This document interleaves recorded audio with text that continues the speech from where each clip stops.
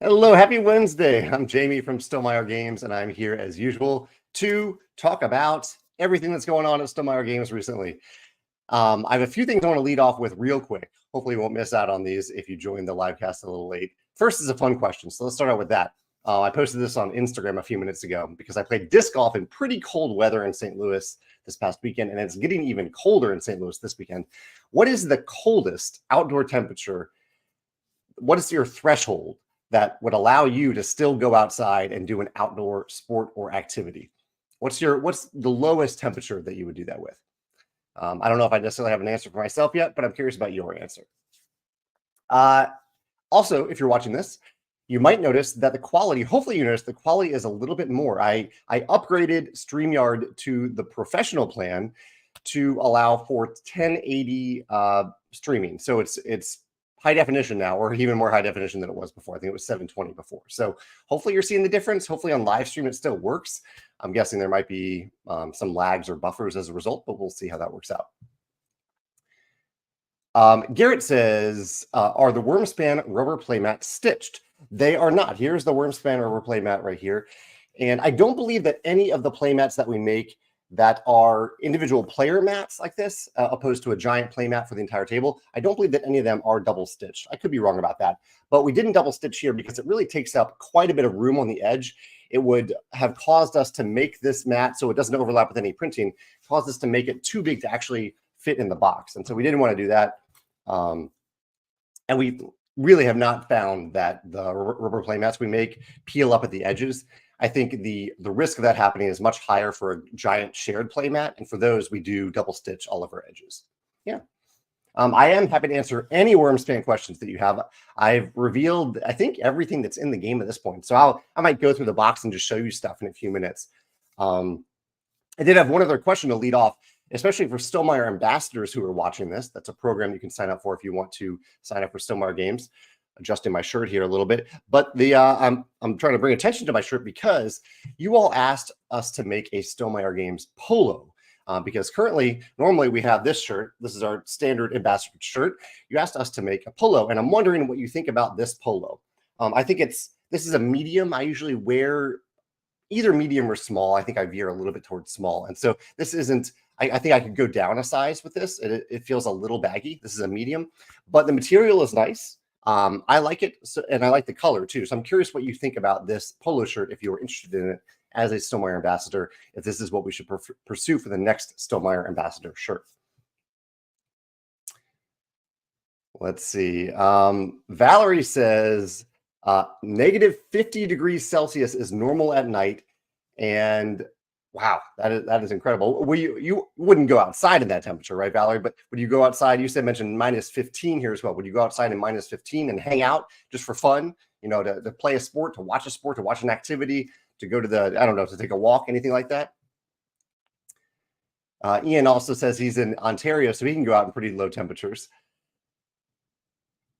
Carlos says, reading all the written material now available, it's clear that everyone involved Wormspan is very passionate about the project and dragons. Thank you, Carlos, for recognizing that. There is so much time and passion and effort and love that went into creating Wormspan. Yeah, so I appreciate you mentioning that. Tim says, do you have a shipping update on the revised sieves? I do. I actually didn't get an update from my coworker. Maybe Joe is watching this and can chime in. But as far as I know, everything is going as planned, which means that shipping has started in the US, Canada, and Australia. Europe is a little slow right now due to war and pirates. And so in Europe, the shipping container shouldn't arrive until late next week, or maybe mid next week. Hopefully we'll start to see some fulfillment happening by the end of next week. And we're also seeing that as the case for Wormspan. Wormspan was supposed to arrive in January in Europe. That doesn't look like it's going to happen because a lot of shipments are either going through the Red Sea or they are going all the way around Africa to get up to Europe and the United Kingdom. So anyway, Europe is going to be a little bit slower due to things that are unfortunately out of our control. But other regions should be actively shipping now at this point. Just because you may not have gotten your shipping notification, that might be the case for you, Tim. But fulfillment centers are actively shipping stuff as fast as they can. I'm seeing some good feedback about the polo. It's also okay if you don't like the polo. I would say I'm inviting that sort of feedback right now. If you don't like the color, if you don't like the fit, as far as you can tell, let me know. We are probably going to, I'm going to share this with ambassadors. You might be watching this in the future because I'm going to share this in the Stonemaier Ambassador update in about a week. So we'll kind of poll interest then more formally, but it's okay to send me any sort of feedback that you have about it. Dominic says, I would love to see the Wormspan insert. I don't think it's been revealed yet. There actually is no insert in Wormspan. Instead, we just included 2 containers. This kind of allows us to have more space in the box for future Wormspan stuff, if we decide to do that. We really don't have anything planned or in the works. But here are the 2 containers that come with Wormspan. These are the realistic, or not realistic, these are the wooden resources. This is a part of a deluxe add-on. These aren't included in the game. These speckled eggs are included in the game, and both containers are included in the game. This is the same container mold that we used for Libertalia. They're pretty good containers. They're scoopable. They're easy to open. They stay closed really well. Yeah. Let's see. Ian says, is the polo only going to be for Stonemaier ambassadors? Good question, Ian. Any product that we sell, including stuff for ambassadors, will be on our website or our web store. We don't block people from seeing stuff, and we can't really do that, and we don't want to go out of our way to do that. So it probably won't be openly advertised to everyone, but it will be on our web store at some point in the future, probably about 2 months, because we'll pull for interest, and then we'll make it, and then we'll put it on the web store. Yeah. George says, please make sure it will be and feel extra special. Yes, absolutely, George. Yeah, I've gone through a few different material types, and I really like this material type. There was a previous material type that I didn't like as much. If there's something about the shirt that you think doesn't look or feel special, let me know. But I will say, personally, I really like the color. I really like the feel of it. The fit, the only thing I have about it is that the fit is a little big, and so I'm going to recommend to people that they size down. This is a medium. You can see it's a little baggy. I will probably size down to a small, and I'll be happy with that. Monkey Butler says they want a Stonemaier bowling shirt now. Dusty says, pirates, those Libertalia cosplayers are going too far. Valerie confirms that -35 to -50 is a normal day, and that's Celsius, is a normal day where she is. She says, we have lots of winter fun like snowmobiling, skiing, snowboarding. It's a dry cold, so it doesn't go through your clothing like southern winters. I can see that.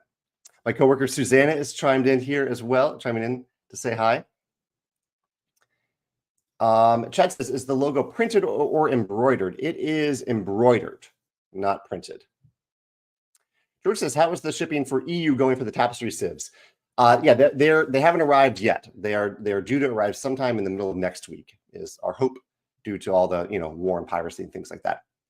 It says, what improvements, corrections, or balance changes that showed up in Wingspan expansions were you able to include in the Wormspan base game with the benefit of hindsight? I wouldn't say that any corrections. Wormspan is not a game about correcting what was in Wingspan. But there are lots of little things, and you can see them in the FAQ. I'll try to poke out a few of them here, but you can see a big list in the FAQ about things that we learned from in Wingspan that we did a little bit differently in Wormspan. One example of that is in Wormspan, and I'll show you some of this stuff on a player mat. In Wormspan, we got rid of once between turns abilities. We found that there are a lot of questions. We tend to get a lot of questions, a lot of misunderstandings about once between turn abilities. So we don't have them in the game. Instead, we have when played, if activated, end of round, and end of game. Two, one of the most common confusions in Wingspan is the egg cost at the top here. So the egg cost at the top of some columns in Wingspan only applies when you play a bird into that column. But you would be surprised by how many people, including maybe you right now, don't feel bad if this is a mistake that you make, but a lot of people think that to activate a bird, not play it, but activate a bird as you go down a row in Wingspan, you need to pay that egg cost. You don't. You only pay it when you play the bird. That's a common confusion. So we wanted to, I'm sorry, I'm not even posting questions here. There's a question. Sorry about that. Sometimes I forget to do that. There's Nate's question. Sometimes sometimes people mess that up. And so in Wormspan, instead of having a played cost, we have as part of the excavate cost, and we put it right up there. We say +1 egg to excavate. It's right there in the cost, in the column, so you can't mistake that. one last thing, and there are other things, but I'm just going to mention one here, is that in Wingspan, it is not possible for you to lay eggs on your first turn. There's no birds for you to lay eggs on. And we probably could address that in Wingspan by saying that players start with a bird on their player mat. Maybe we'll do that in the future. But we address that in Wormspan by just putting a place where you can store eggs on your player mat. So you don't even need to have dragons that can store eggs. They're right here on the player mat for you to store 2 eggs from the beginning of the game, which is particularly helpful because you do start the game with 1 egg. You get 1 egg at the beginning of each round in Wormspan. Those are a few key differences that we learned from lots of feedback, lots of experience with Wingspan. Joshua says he's loving Clementine's watercolor art against our Wallace Better Judgment. We've already purchased 3 original paintings. Wow, Joshua, that's awesome. I'm glad you like them so much. He says it's been fun looking for their cards to be revealed.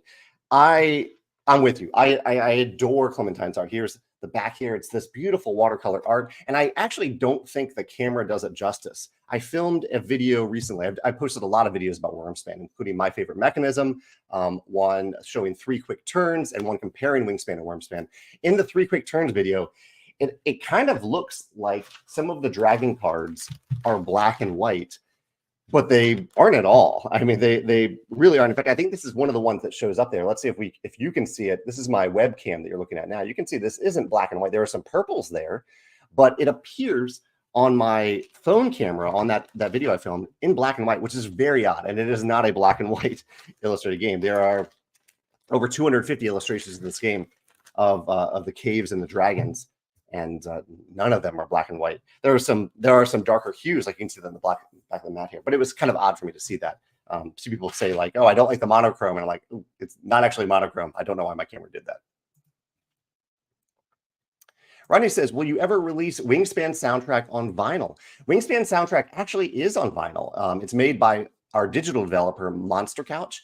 They have a vinyl album available. It was featured on our charity auction a few months ago, but I believe it's available for anyone to buy on the Monster Couch store. If anyone wants to share a link to that, I don't have it handy right now, but you're welcome to do that. William says, the shirt looks okay. That's a fair assessment. He says, for me, the stream quality seems a little slow, not super sharp, so I can't see the logo clearly on the stream video. Perhaps it's just my fidelity. And the size that I'm looking at the video, it also isn't all that clear. But looking at it right from this point of view, it's very sharp. It's a sharp logo. Stormlight says, how much table space does 4-player Wormspan take up? Those boards look quite wide. I love that question. I should post that on the sometimes we put that in the back of the box. Let's see if we did that here. We calculated that. It's so different for player count because there is not a central board in Wormspan that it's tough to calculate. But it's a good question. The mats, I believe these are, I think it's 280 this way by around 480, I believe, full. So these are millimeters. And so 280, 480, you can see how that would scale up. I don't know the calculations off the top of my head, but I will say that one of the things we did in Wormspan, one of the important things we did, is instead of having a big board in the middle of the table, not that there is a big board in Wingspan, but in some of our games there are pretty big boards, that doesn't leave you much modularity for different table spaces or different player counts or orientations. We kept things separate. So we have 3 separate boards that you need on the table. We have the card mat, the cardboard. We have the goal board, and we have the Dragon Guild. And so you can kind of fit these in on your table however you want. We really wanted to take table space into consideration with the modularity of these instead of having just one big board on the middle of the table. Also, I want to show you all, this is something that you may have seen in some posts. I've been posting a design diary post every day. In fact, there was one about the Automa solo mode today. But one of my favorite things about the game that we didn't really fully show off at the beginning is the Dragon Facts book. So instead of putting Dragon Facts on the cards in Wormspan, which we found is nice, and I'll remove it, is nice in Wingspan, but it does add a little bit of, I don't know, clutter isn't the right word because it's kind of derogatory towards the, not derogatory. It doesn't speak well of Wingspan, but it does. If you look at the vision-friendly cards in Wingspan, they are easy to see the information you need to see than the ones that have the bird facts on them. So in Wormspan, we made, Connie specifically, and Christine made this wonderful 32-page full-color Dragon Fact book. And for those of you who maybe struggle with the idea of having a separate book, this is included in the game, but a separate book rather than the facts on the cards. One benefit that you can think of is that the text here is more robust than it could have been if it was on the cards. You can see there are some shorter paragraphs, but also a bunch of longer paragraphs that describe what is special about each and every one of these 183 different dragons. So I think that's an asset to having a separate book like this rather than having them on the cards. I'm really excited for you all to see the Dragon Facts book. I really, really love this guidebook. My friend Miles is joining us all the way from France. Miles is usually in St. Louis, but he is in France for, I believe, the week. David says that he grew up playing a lot of pond hockey, which inherently means a lot of playing outside in sub-freezing weather. Yeah, that's impressive that you were willing and able to do that, David. Nathan says, what is the card storage like for Wyrmspan?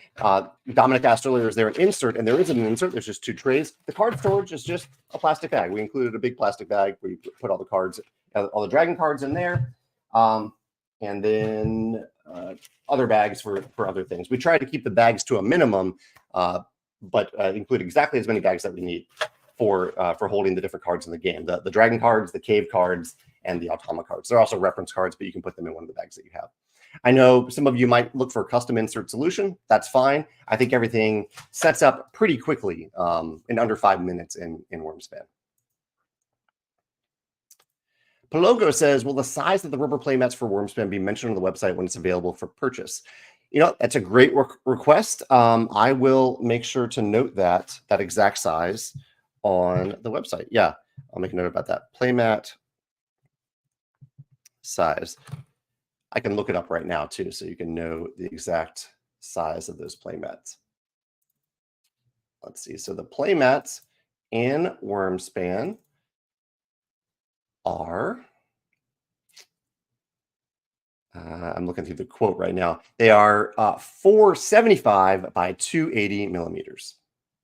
And that's for all the playmats, the rubber playmats and so it was 475 by 280. We'll make sure that's on the website and the web store as well. That says, how much miniatures gameplay have you had? Star Wars Legion, Armada, X-Wing, Warhammer 40K. Can you remember any good mechanisms from those games? I haven't played many of them. I played X-Wing, and this was a sign to me that maybe this style of game isn't the style for me, even though I'm willing to try anything once. I love Star Wars. Absolutely love it. And I think the miniatures in Star Wars X-Wing are beautiful. And yet the gameplay, I played it once.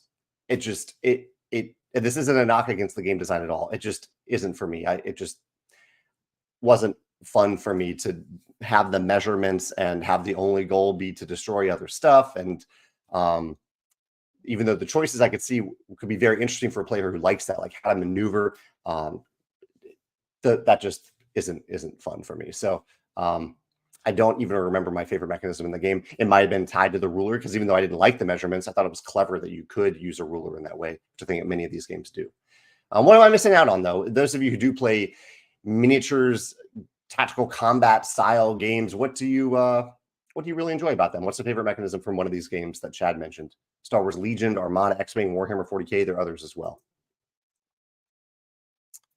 Dusty says, in my opinion, the reaction to Wormspan has been hugely positive. That said, did you imagine you'd have to add cash grab and reskin to the FAQ, or are you anticipating this possibility?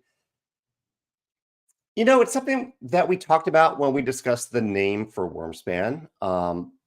Cash grab didn't come up. We wanted to make sure people didn't know that it was just a reskin, which I think the box pretty clearly communicates by the fact that it has a different designer on the game box. Connie Vogelman is the designer of Wormspan. If it was just a reskin, Elizabeth Hargrave would be the designer on the box. So I think that's pretty intuitive. Also, it's a giant dragon on the box. I guess that does maybe make people think this is different, but it's a different name. I think if we had wanted to convey reskin, the name of the game would have been Wingspan, Dragons, and the designer would have been Elizabeth Hargrave. But we didn't do that. So that has been a little bit of a surprise. And the cash grab, that I don't even understand that. There's so many. I mean, every board game is inspired by some other board game, every tabletop game. And there are many tabletop games that are direct successors to their previous versions. I mentioned in the FAQ, like Pandemic Legacy to Pandemic. I mentioned Gaia Project to Terra Mystica, Frosthaven to Gloomhaven, the recent Great Western Trails. And maybe there are people out there that I'm just tuning out that are calling all of these cash grabs. but it did not seem that way to me when those games were announced, and yet Wormspan has enough people to catch my attention have said that, because I do see all the comments on the YouTube channel. Many of them, some of them, not many of them, but some of them I do, I have to move past them, because I don't know what anything useful I can get from having someone say that. Here it says, can we see the back of the player board? Absolutely. So here's the player mat. Here's the inside of it, and here's the outside of the player mat. Yeah. Lots of great questions today. Let me pause for a second and see if there's any topics that I wanted to cover. I'll just do these really quickly. So I did write an article about Wormspan last week and the announcement process, some details, some stats about the Wormspan announcement. And on Monday of this week, I wrote my annual article about our process for not choosing reviewers, but working with reviewers and sending out review copies, over 1,000 review copies or copies of games to content creators, copies of products to content creators every year. So you can see that article if you're curious about our process. That was on Monday. A lot of Wyrmspan videos recently. Also, this past Sunday, I posted my video about my top 10 favorite games of 2023 and top games in other categories too. Like I mentioned, Santa's Workshop is my favorite new edition of a game. I mentioned Role Player Adventures Gold Pack's Secret as my favorite expansion. The Star Wars Galactic Star Cruiser as my favorite kind of mega gaming experience. And then I went through my top 10 of the year, also ending with another Star Wars game at the #1 slot was Star Wars, the deck building game that I've adored this year. Up there too were Earth and Forest Shuffle and Spots, where I believe those are my top 4 that were really hard to figure out which order I wanted to put them in. That was a fun video to film. Sorry to spoil that for any of you who wanted to watch that, but you can still watch the video. There's I talk about lots of games, lots of mechanisms in that video. Ellen says, when can we expect Wormspan on store shelves? So the schedule for Wormspan is that on January 31st, we will have Wormspan in our web store. And it will also be in our fulfillment centers at that time, ready to ship, except for Europe. Europe's a little slow right now, but Europe should catch up in February. Most orders should ship in February. If we get way more orders than we could ever expect, some of them might ship in March. The retail release, the worldwide English retail release, will be in late March. Luke says he prefers a heavier material. That's a good observation, Luke. The Polo is a little bit of a lighter, stretchier. It is stretchy, though. Lighter, but stretchy. I asked earlier in the livecast, I asked, what do you think about the Stonemaier Polo that we're testing? I also asked about what is the coldest temperature that you would choose to hang out and do an outdoor activity in.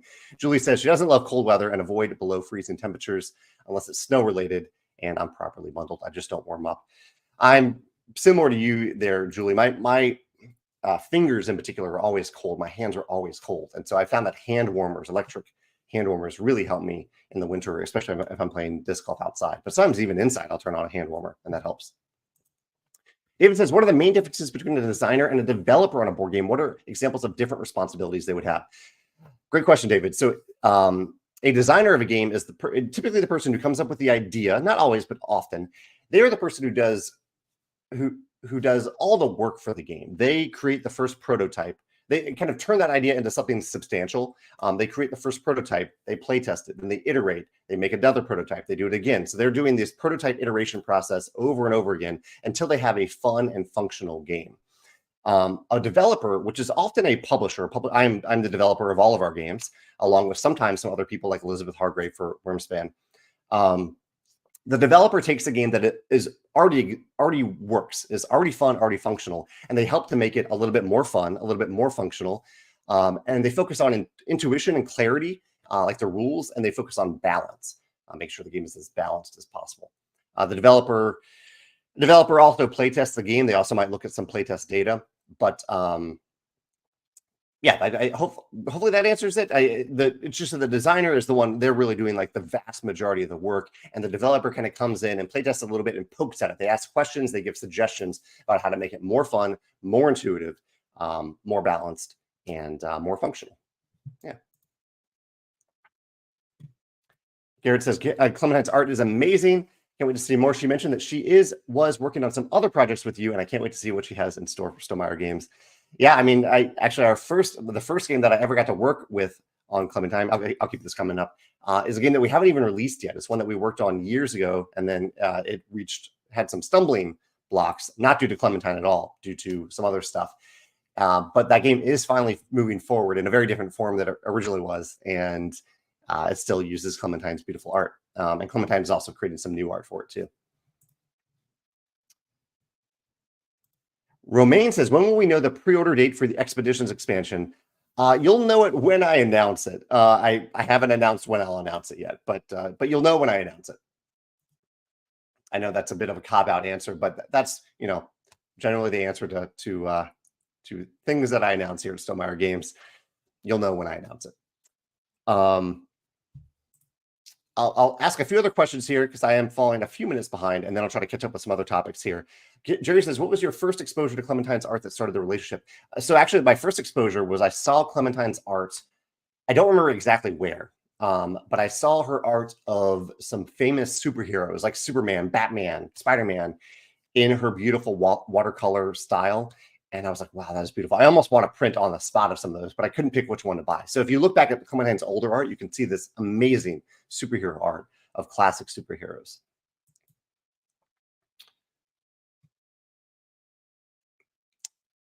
Wendy says that Wingspan is her favorite game. She's really looking forward to Wormspan. Thank you, Wendy, for that enthusiasm. You can't go wrong with dragons. I agree. I mean, I love dragons, especially the type of dragon that we find in our game, Wormspan, where they aren't, you know, big scary dragons that you're trying to slay. They're the equivalent of birds in this world, in this Wormspan world. George says, did you think about a difference in the t-shirt, something like for ambassadors, the logo to be stitched and for champions to be printed?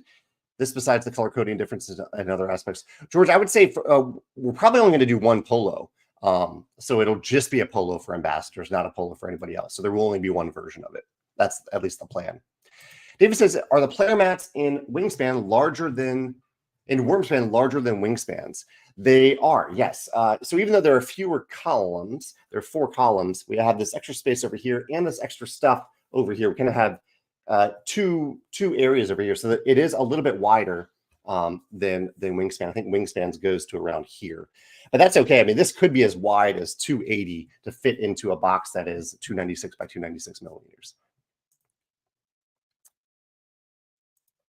Ben says, excited to hear about the changes from between 2 turn abilities and other effects. I found that newer players often forgot them as they weren't paying attention to other players' turns. Yeah, that was my experience with Wingspan as well. Michael says, given that Wormspan has modular center boards, did you consider doing what Voidfall did and making recessed card-holding boards that can easily be passed around? Well, Michael, we kind of did that, or we literally did that for Wingspan, and I found that no one actually passes that board around. I think it's great that if people do that in Voidfall, and we certainly considered that sort of a tray in Wormspan, but the key for me is that the cards are easy to pick up. And so simply by having a 2mm mat that you can get your finger under the card, it makes it easy to pick up. And you can still pass that board around the table. But we just found in Wingspan that players weren't actually doing that. It hasn't stopped us from continuing to make the mat in Wingspan, though. Anthony would like to see a fact book for Wingspan too. We don't have plans to do that, but Anthony, I do appreciate that you like the style of the Wormspan fact book. I will say that there is a book published completely unrelated to Stonemaier Games, but connected to Wingspan artists Natalia and Anna that I forget the name of it. Let's see if we can find it on our website right now. Here, I'll turn on my other screen that has birds in it. Okay, so here is our website. Let's go to Wingspan. It might be in accessories. Let's see. Celebrating Birds. Here you go. Not a Stonemaier product. If you look for the Celebrating Birds book. Oh, here we go. Megan is so helpful. She has handed me the book so I can show you what it looks like. Here you go. So again, not associated with Stonemaier Games.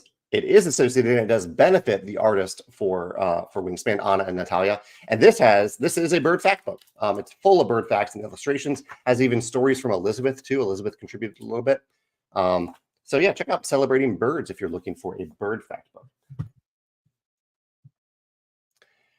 Max says, are the dragons going to have cool names like Fire Puncher and Burn Raider, or will they have cutesy names like Cookie Crumbler? I would say somewhere in between. Let's look at a few samples here so you can see a few samples. examples. So here we have the capricious venomous worm. We have the mosaic guardian, the kindly sea serpent, the wealthy koi worm. Oh, I like that koi pattern on it. That's really cool. The hoarding flyer, the primeval worm, the keen cricket catcher. I like the cricket catchers. There are a few of them. The custodial koi worm. There's another koi worm. The sharp-tongued spitter, the friendly is in quotes, ruffed red dragon, the wise antler dragon, and the Australia, I can't even pronounce that word, Dracus. And we're back to the venomous worm. So, Max, is that the answer you wanted? I'm curious. Ian is excited about the Automa reveal. The decision cards seem much meatier than Wingspan, and the AI seems to be doing more game-like moves. That's the balance with Automa. We want it to feel like an opponent without giving you the burden of maintaining a whole other player, basically. Joseph says, he's accidentally spent way too much of the web store recently. I appreciate that, Joseph. We try to make stuff so that it stays in stock for a while so that you can consolidate orders unless you really, really want it right away. So I appreciate you supporting the web store. But we're always happy for people to consolidate too. Actually, our margins are a little bit better when you consolidate stuff than when you order separately too. So if that maybe helps you remember it in the future, that's always something to think about. Jacob says, any update on future Wingspan expansions, Africa or other continents? There are 3 continents remaining for Wingspan. There's Africa, Antarctica, and Central and South America. And the update that I have right now is that Elizabeth is working on the next expansion. That's the only update I have right now. Julie has a question for Connie here. I don't know the answer to this one, Julie. What sources did you use for the Dragon Facts information? Because Connie wrote every word in this book. I think she talked to Clementine about some of these ideas. Clementine, I think, probably played a role in some of them. But yeah, Connie did a ton of research. David, if David is here, he's Connie's partner. David might have an answer to that, or maybe Connie can chime in and answer that. Let's see. Valerie says, is the writing bigger on the cards as a result? That's good for people with some visual impairment. Yes, it's actually significantly bigger. I don't have a Wingspan card handy, or do I? No, I don't. But the card is the same size as Wingspan, and you can see how big this text is. So we were typesetting Wormspan at the same time that we were creating the vision-friendly cards for Wingspan, and so we put a lot of time and effort into that. Not going to be perfect for everybody, obviously, but we did put a lot of time and effort into that, learning from Wingspan.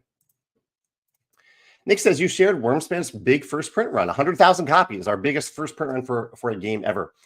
With the overlap with Wingspan, are you not exactly overlap with Wingspan? Wormspan is inspired by Wingspan. I wouldn't say there's an overlap there. He says, are you anticipating smaller future Wingspan print runs? In my work, I struggle to predict this cannibalization effect. I see what you're saying, Nick. You're asking a question that we've asked ourselves too. Will the existence of Wormspan mean that fewer people buy Wingspan stuff in the future? And I don't know. We'll find out. We'll find out together. I'm curious myself. I hope not. I don't think so. I'm hoping that Wormspan helps more people discover Wingspan, and I'm hoping Wingspan helps more people discover Wormspan. I think they're good complementary products, neither of which replaces the other, but we'll see how consumers actually respond to it. Yeah. Wendy says, is every dragon unique like the bird cards in Wingspan? Great question, Wendy. Something I don't say often enough. Yes, every single dragon in Wormspan is unique, has some unique elements. You'll certainly see some with similar abilities, but all 183 dragons are different. All cave cards are also different. I think there might be a few cave cards that are either very similar or do have fairly similar mechanisms, but all of the art is unique. Here are a few cave cards. Let's see if we can find any duplicates while we're looking through these. The caves aren't named, and they might be sideways because I did play with a few people the other day. We're going to rotate these all over the place here. Man, every card is the wrong rotation. You can see all caves have a when played ability. These are things that you need to play onto your player mat to then place a dragon on your player mat. Clementine has some really cool art that she showed off on her website, showing what these caves look like together, because it kind of looks like a long side-scroller video game. So we have some eco-friendly comments, which is or questions, comments. That's one of the topics I wanted to mention today. Nate says, I'm hoping for a Wormspan. Wormspan includes plastic tray. Ian says, speaking of bags and eco-friendly, I just played Scythe for the first time and have to say the bags are terrible. They tear so easily. Ian, you might have been playing, you were probably playing, and correct me if I'm wrong, you're probably playing with our compostable bags. Our like, they look plastic, they're not actually plastic, they're made from corn material. And Ian, we agree with you. We think that those biodegradable compostable bags aren't working out, and we've stopped making them. So you probably played a version of Scythe that has that style of bag. But one of the questions that I've been thinking about a lot recently, because people have started to notice that in the current printing of Wingspan, and really printing is going back for about a year, but it's just showing up because people buy Wingspan at different times. They're noticing that we use sugarcane pulp trays and sugarcane pulp containers rather than the original plastic containers. That's an eco-friendly decision that we made a while ago. But it really brought, and people, I think some people think they're cheaper. They're actually about double the cost of their plastic equivalents.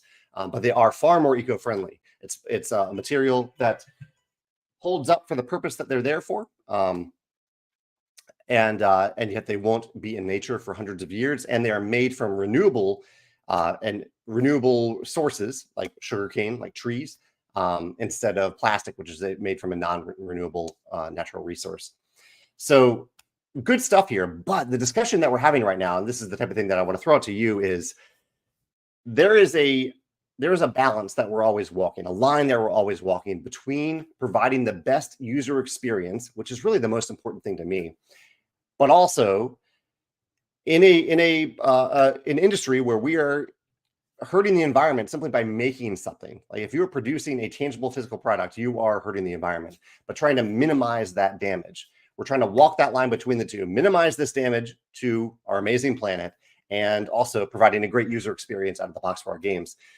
Where do we draw the line between those two? That's an ongoing question that we're trying to ask ourselves, and that we're learning as we go. And so I want to throw that out there. How do you think we're doing with that? How are you liking the way that we walk that line? How are you liking the way that other companies are walking that line? Don't disparage any other companies, but you can give examples of specific things that you like that other companies are doing or are not doing. Let me know. We're learning from it. This is a blog post that I want to write in the near future. I have a lot of eco-friendly related blog posts, but I want to write another one in the very near future.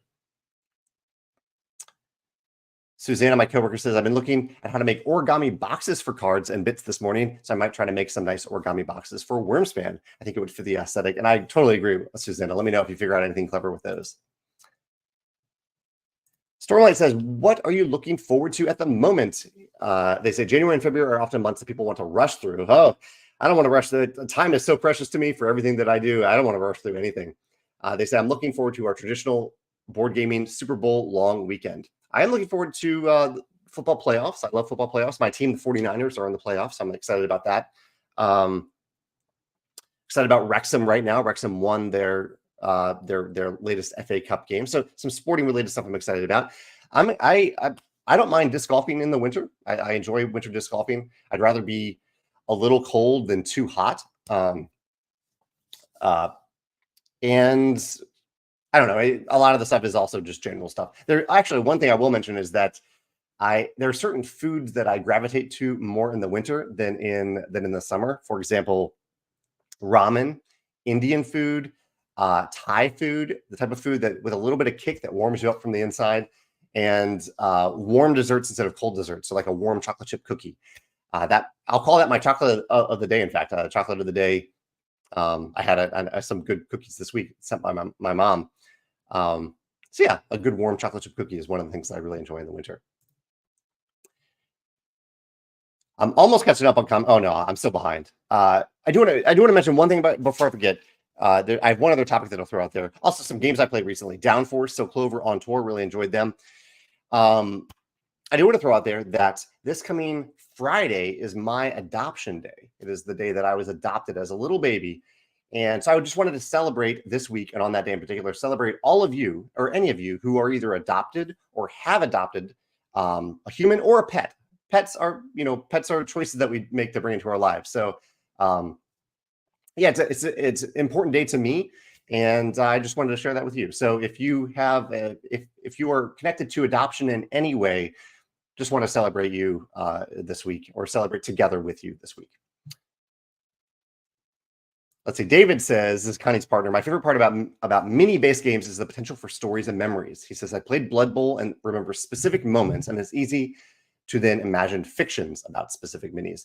I can see that. I think minis are one of those thematic elements that, because they're tactile and beautiful often, they trigger those memories or help us keep those memories.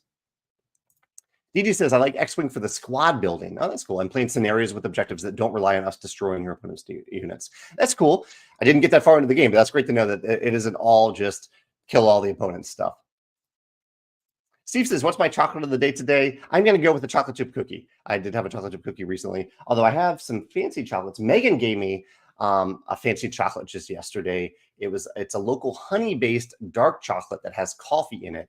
And it has coffee the way that I really like it in chocolate. I don't like big coffee bits that get stuck in your teeth when you eat chocolate, but I like coffee that's really refined into the coffee so it doesn't get stuck into the chocolate, so it doesn't get stuck in your teeth. So that's probably my chocolate of the day today. What about you, Steve, and anyone else? What are you treating to yourself to this today? Ian says, will you be revealing the Wormspan Rolling Realms realm in a design diary coming up, or will that be something separate? I actually have revealed it already, Ian. I didn't show kind of the full card, but I showed a picture of it a couple days ago. Maybe over the weekend. You missed it then? Andrew says, any new mechanisms from Wormspan that you would love to see designers play with and incorporate into other new board games? So my favorite mechanisms in Wormspan, they're particularly big and new to Wormspan, are the cave system, the end of track benefits, the coin action system, which we can see in different games, gaining new actions in different games. The hatchlings, I really like the hatchlings, and the guild system. Oh, that's tough. I really like the hatchlings thematically and mechanically. The idea of a dragon in this case, kind of leveling up as you play. We've seen this also in Magic the Gathering. But I also really like the guild. I like the modularity of the guild. I'll show you while I'm talking about it. So the guild has a static board of benefits that you gain, kind of basic benefits, good benefits, but basic benefits as you move around. But then every half cycle, there's a modular tile here. We have 4 of them in the game, with some limited spaces of one-time and end-game powerful benefits that you can claim as you go around. I love the system. I love what Connie created here. It's so cool. I'd love to see something like that in other games. And there probably are things like that in other games. I think Connie mentioned some in a video that we're going to have come out soon about games that we love, or we think you will love if you love Wormspan and vice versa. But yeah, those are a few things I'd like to see in other games. Rhino to go says, how did you land on the box art for Wormspan? I told a friend about it and they mentioned seeing it, but they thought it was fake due to the similarities of the Wingspan box art. It's actually been a little surprising. That's maybe the most surprising thing, that people think that this is a joke, maybe just from seeing the box. It's not a joke. It's no way a joke. I mean, we're trying to convey in this box that it's familiar to Wingspan, but different. And I think the dragon does that. It's meant to make you think of Wingspan, but also show you that it's something different than Wingspan. The designer, Connie, different designer, that shows you that it's different. But we still want to remind you that it's familiar, so we say a Wingspan game. So to answer your question, the artist, Clementine, specifically chose this illustration for the box. Yeah. I'm a little behind on questions, so I'm going to scroll through and look for questions for a minute here. Dusty says, you've signed a couple of first-time designers through the years. Is there any way to prepare them for the highs and lows of public opinion? Is there any coaching support you provide? I do provide ongoing support. I try to send them update emails during the reveal process. And coaching, I usually coach a little bit, but I think sometimes designers need to figure out how much they want to engage and how much they want to read based on who they are. So I kind of leave that to them usually to decide, do they want to read the comments? Do they want to watch reviews? I think that's something that you have to figure out for yourself. Yeah, but I do support them. So I usually send a few emails of support during the announcement process to let them know how things are going and just to show that I'm there for them. Yeah. Chad says, I really love the philosophy behind restoration games. I also love restoration games. If you would ever design an old, non-modern board game, so much older than Libertalia, what would it be? Oh, X-Men Alert. I love X-Men Alert. I love the idea of it. I don't know if I ever really played a full, true game of it, but I love the idea of it. Redesign an old, non-modern board game. One that's maybe, let's say, 30 years or older. I mean, I often mention Scotland Yard as one of my favorite older games, but I don't know if I would. I wouldn't redesign. I love Scotland Yard. Key to the Kingdom was one that I really enjoyed as a child. But Ben and Matthew O'Malley, or Ben Ross and Matthew O'Malley, have already redesigned it. And they did. I thought they did a great job with it. What are some other games I played as a kid? I don't know. Maybe I'd try to look at Roll and Write and see if I could do something interesting with it. Although Ben and Matthew did that with Key to the Kingdom. I don't know. That's a good question. I'll have to think about that. I don't have an answer off the cuff. Nate says, I went to Meeple's Crossing based on your recommendation, and the only hoodie was the camping one that you have. Yeah, that's that. I really love that hoodie. I'm not big into camping. What's kind of Meeple camping? I see what you're saying, but it isn't. I'm not thinking camping when I wear it. I think more about the board game side of it. But that's great feedback. If Meeple Crossing is watching, to let them know that you would like some other designs with that same hoodie from Bella Canvas is the company that makes that material. Nathan says, will we ever get the full reveal of the Rolling Realms promo for Wormspan? You will. Yeah, I guess I am obscuring it a little bit. But I will show it to you next week. Next week is when I will reveal the full Wormspan Rolling Realms promo and the other two promos that we're showcasing on January 31st. So unrelated to Wormspan, but just we usually release them in sets of 3. There we go. Eric says, maybe the solution to everyone liking different polos is to sell high-quality iron-on patches in addition. The board game community is a crafty bunch. That's true, Eric. Yeah, to give people the option of embroidered versus printed on. That's an interesting idea there. Oh, Dusty's repeated his questions. Paul has served as both a designer and a developer on various games. He works for Elf Creek. He says, the developer-designer dichotomy is so tough to manage sometimes. As a developer who's not taking a royalty, I sometimes don't want to do too much design work, which leads to wanting to only sign games that feel like they already fit what we're looking for. On the other hand, I very rarely see prototypes that I feel like are nearly finished. So if I want to publish games, I have to help carry potential and develop the idea into a good design. I think the way I develop as being let's see if he finished it somewhere down here. Got cut off there at the end, Paul, but I really appreciate that insight from someone who has served both roles. I've done the same. And yeah, I've tried to avoid falling into, not the trap, but if I'm the developer of a game, I try not to be the designer for the game. I want to find a designer who wants to be the designer, who wants to actively work with me as a developer on an ongoing basis. And they're doing the work. They're getting compensated for the work, both upfront and through royalties. And so, yeah, and recognized for the work as well. I found in most circumstances where I have tried to do the design work myself as a developer, it doesn't work out on any level. Yeah. Nick says that HeroScape is his favorite minis game. He loves the terrain system. So I talked about favorite mechanisms in kind of miniatures style games.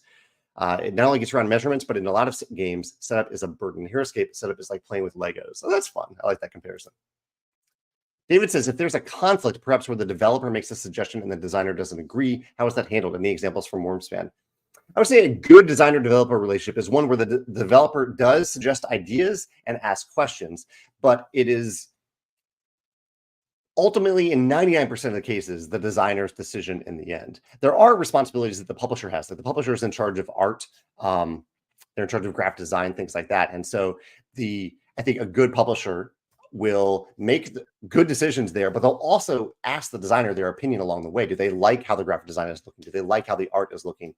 Do they like other product design decisions to get the designer's input, because the designer knows the game so well? So there are some decisions that are up to the publisher in the end. I would say there really aren't any decisions that are up to a developer. I mean, developer is there to make suggestions and to discuss things with the designer, but the designer knows the game the best. I'm guessing that and also it's a publisher's responsibility to find a designer who is willing to hear that constructive feedback and consider it and try it.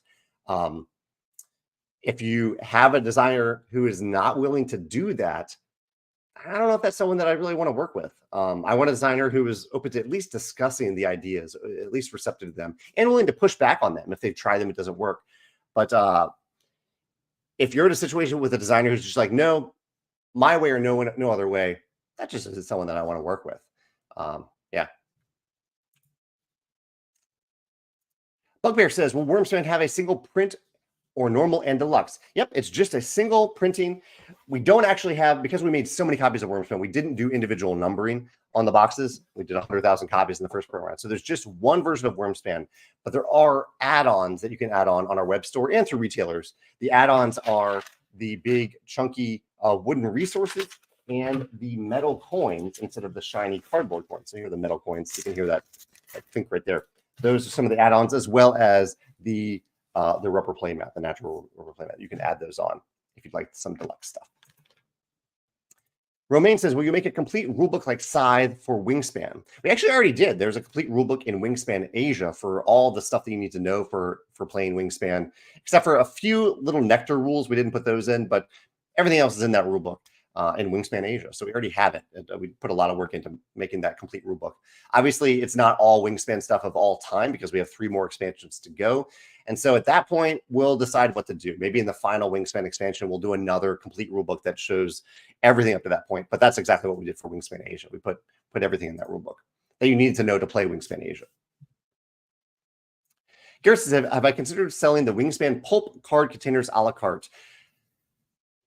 We haven't, Garrett. We've kind of moved away from doing a lot of a la carte stuff because it does add a logistical hassle problem. If there's a lot of demand for something, we will consider it, but I haven't heard that much demand for those containers. Bethany says, what is involved as a Stonemaier ambassador? How do you sign up? What is required and asked of you? And what are the different benefits? She's a Stonemaier champion. That's a different thing, a membership program. Stonemaier ambassadors, they're just people who really care about Stonemaier Games and want to support us beyond the level of a customer. They want to volunteer in some way. Maybe they want to volunteer at a convention. They want to help proofread a rulebook, or they want to playtest games potentially. They want to be actively moderating comments online in different forums. Every ambassador chooses their own level of involvement. There is a test to sign up as a Stonemaier ambassador. We don't accept everybody. And the first test for that is to find how to sign up for it. It's on our website. But one thing we ask of ambassadors is that they kind of take an active role in finding answers to questions. And so that's kind of the first test to find out how to do it. It's not a hard test. It's easy to find. But yeah. And also, Bethany says, what's the reason for the player count is 5 instead of 6? I know there's an obvious reason, something that you all toss back and forth, I'm sure. So a lot of our games have capped at 5. Wingspan caps at 5, unless you add the Wingspan Asia expansion. And so since Wingspan capped at 5, that was kind of the original thinking. We wanted a game that could play at least up to 5. Some of our games, you're right, do play up to 6. But for games that aren't simultaneous, you really need very short micro turns, I think, to justify having a 6-player count. Otherwise, there's a lot of downtime between turns. And in Wormspan, there are some pretty substantial turns once you fill in this player mat. So, and also by adding a 6-player, you do add more cost. You need more of every component, every resource, every player-specific component, more coins. So that adds a cost to the overall game and to the price of the game. That might price some people out of the game who are primarily going to play it at 1, 2, 3, maybe 4 players. We do go up to 5 just because that's part of the Stonemaier philosophy. We want our games to be played at up to 5. But yeah, I would say the added cost and price, and also the added downtime in a game like Wormspan, when you go up to that 6-player, is something that made us decide against it. I know I'm behind on some questions here, so I'm just going to scroll down a little bit. Ben says, am I going to do cool bonus cards based on dragon types like the name, body part, bonus cards in Wingspan?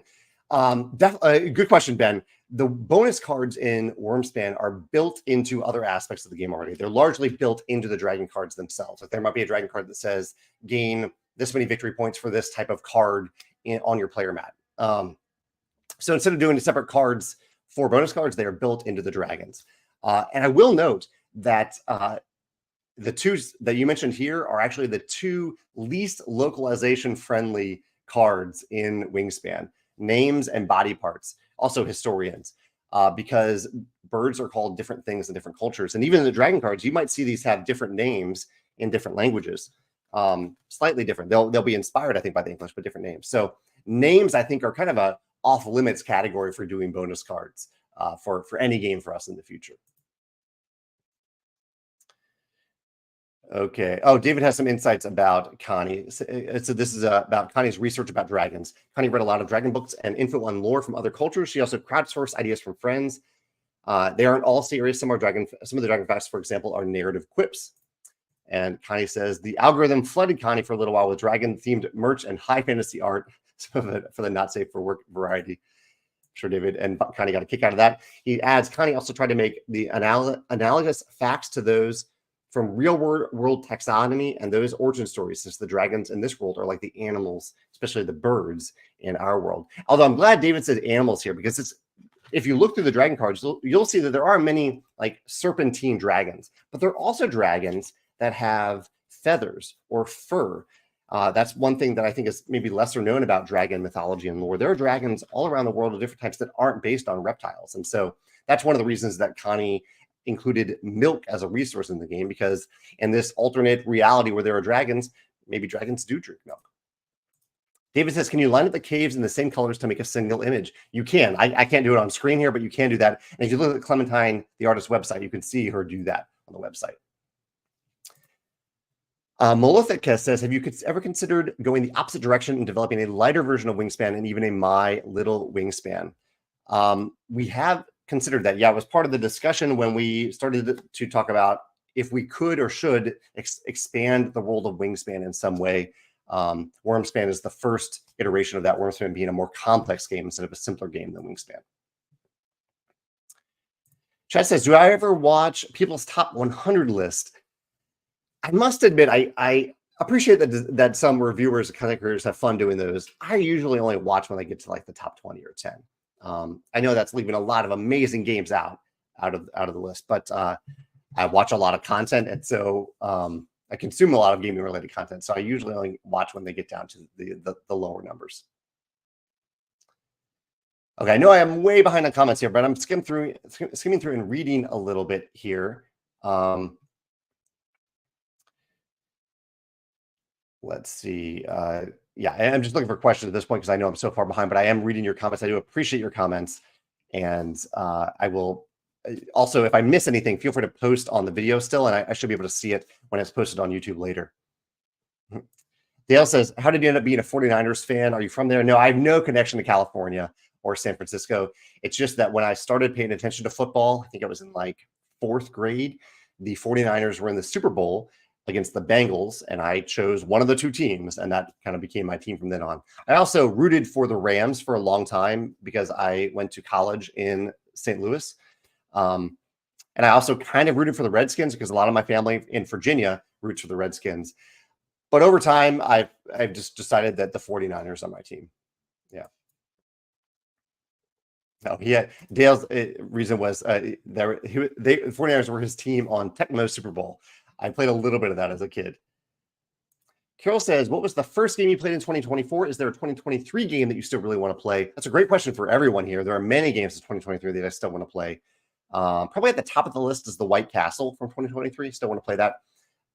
First game I played in 2024. What was the very first game? I think it may have been, what was it? So I did play a game right after New Year's because we had a game night. I don't know. The games that I played this week were Downforce, So Clover, and On Tour, but I don't think they were. Oh, I think it was Sleeping Gods, Distant Skies. I think that was the first game for me. We still have that on the table. I'm seeing some other people celebrate Adoption Day. I'm not going to read these comments because they're going to make me cry, but I love hearing it. Thank you so much for sharing that and sharing the celebration of Adoption Week for me. I love reading this. Really, yeah, that makes me happy. Let's see. I'm seeing a lot of comments. I am reading the comments just now. I'm just kind of trying to get to the questions. Mr. E Game says, while I like the plastic trays for storing bits in the box, I make boxes out of cardboard, much like your Charterstone boxes. Would you ever consider similar boxes, the tuck box style for Stonemaier Games? Tuck boxes are I agree, are a good equivalent for storing components. I don't think, unless I'm missing some great examples, I don't think they're a great way of storing and aiding setup for games, because with a container like this, you can just take off the top and you're good to go to actually play the game. However, Someone did recently point out that using trays similar to the trays that we have in Wingspan, the cardboard, the sugarcane pulp trays, that if we put a little sleeve over that, then they serve both purposes. They serve the purpose of displaying things on the table, aiding setup, but also storage. So that might be something we might be considering. Definitely more expensive that way. And also, one thing related to this topic that I'm learning is that consumer perception matters, right? Your perception of the components and the quality of the components matters. So that's why it's been really surprising for me. Maybe not all that surprising, but the sugarcane pulp components that we put in Wingspan now are twice as expensive to make, even more than twice as expensive to make than their plastic equivalents. And yet people think they're cheaper. And that perception matters, even though it isn't actually cheaper, because they think it's cheaper. That perception matters. And so we're trying to take that into account and making decisions too. I'll make a note about that because I want to put that in the blog post. I'm so far behind on comments. I'm sorry. Let's see. Rocky says, any feedback from Connie about how Connie feels about having her 2 games released so close together? I'm so happy for her. The impression I've gotten from Connie is that she's excited, but David might be able to answer this better. David is Connie's partner.